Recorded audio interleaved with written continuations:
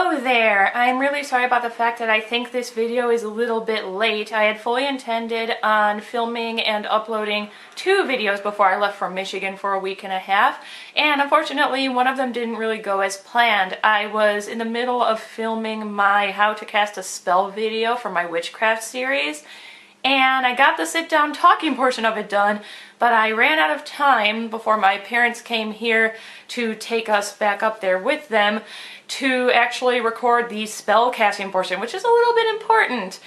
And I'm pretty tired today after everything that I did up there. Excuse you. So I didn't want to do anything too taxing, so I'm just going to sit down here and talk a little bit about goth music today. And before we get too far in, I am so sorry about all the traffic sounds. I'm filming in my dining room today because it's a pretty new setup and because the chair I normally film in is filled with cat right now. But yeah, I'll try my best to get the traffic sounds out in editing. I've been thinking a lot lately about goth music, as in goth bands themselves, and the fact that the subculture tends to argue a lot about what makes a band goth. There are some people who say that you have to be from the 70s and 80s in order to be a goth band. There are some people who say, no, it's the sound. There's just a lot of argument as to what actually makes a band a goth band and what makes it just another form of alternative rock.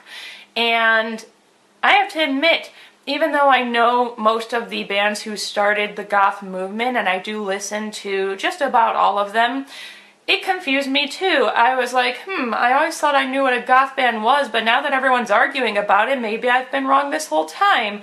So I decided to start doing some research on the matter, and I found that after looking up what is goth music, basically every website told me something completely different from the others. No one can agree upon a singular definition of what goth music is, which makes things really hard. And since goth is predominantly a music movement, if we want baby bats and people who are just entering the subculture to understand and appreciate it for what it truly is, we need to come up with a way of explaining what the music is. Otherwise, how are they supposed to understand it? Even videos on YouTube aren't that clear. They tend to just say, goth music is, and then start listing bands, but what is it about those bands that makes them goth? And it gets even more confusing when people talk about all these old bands who started the movement, but then people start making videos about new goth bands. I imagine for a baby bat, the world is just a very confusing place right now because of this. So what I did was I put together the definitions of what goth music is that made the most sense to me personally, and I'm hopefully gonna make some more sense out of it for any of you who are a little bit confused like I was. While I was conducting my research, I discovered something that made me chuckle a little bit, and that is that with all the websites that exist on the internet at this moment in time, the one that actually had the #1 best description and explanation of what makes a band goth was Wikipedia, of all places. Yes, Wikipedia, the website where logic comes to die a terrible death. And the reason Wikipedia had such a wonderful explanation compared to other websites is that other websites were getting too hung up on their own opinion on what made a band goth. They would focus too much on the time period in which the original goth artists came out, and as I mentioned before, although it's very important to pay homage to those bands who began the movement and to respect them and listen to them, the movement didn't die with them. A lot of them aren't even producing new music anymore. So we can't get so hung up on the dates. We also need to think about the sound of the music. What is it about the sound that sets goth music apart from other forms of music? If we think too much about the dates in which a movement started, nothing would really have a specific genre anymore. It would mean that if you consider Elvis to be the king of rock and roll, that anything that came after Elvis is no longer rock music, it's something else.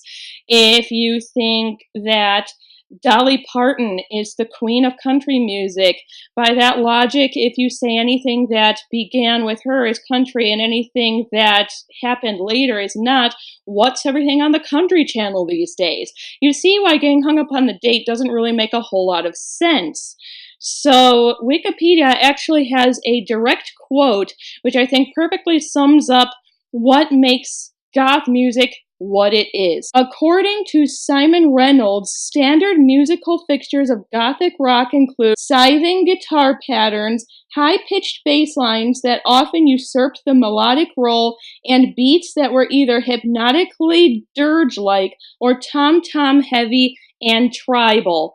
That is perfect. If you sit down and listen to a few bands that are categorized under that gothic rock umbrella, that's exactly what they sound like. Look at the definition and then listen to some of those bands. It sums up perfectly what the sound is.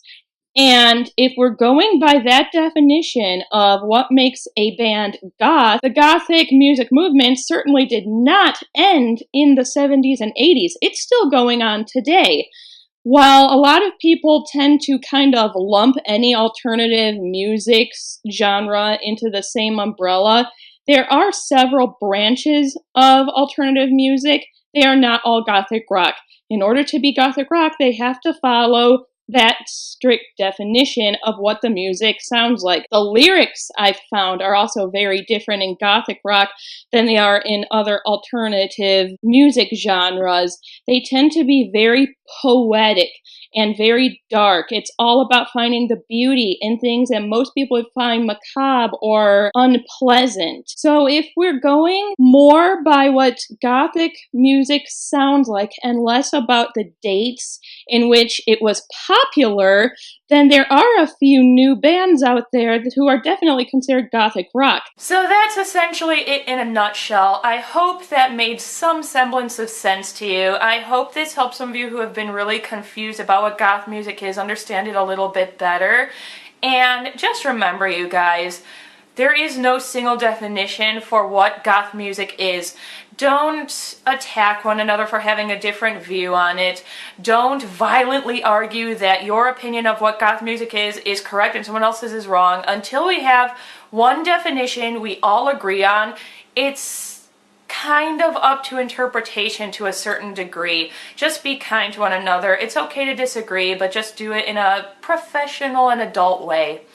As always, do something that makes you happy today, no matter what anyone else thinks about it, and I'll see all of you again soon.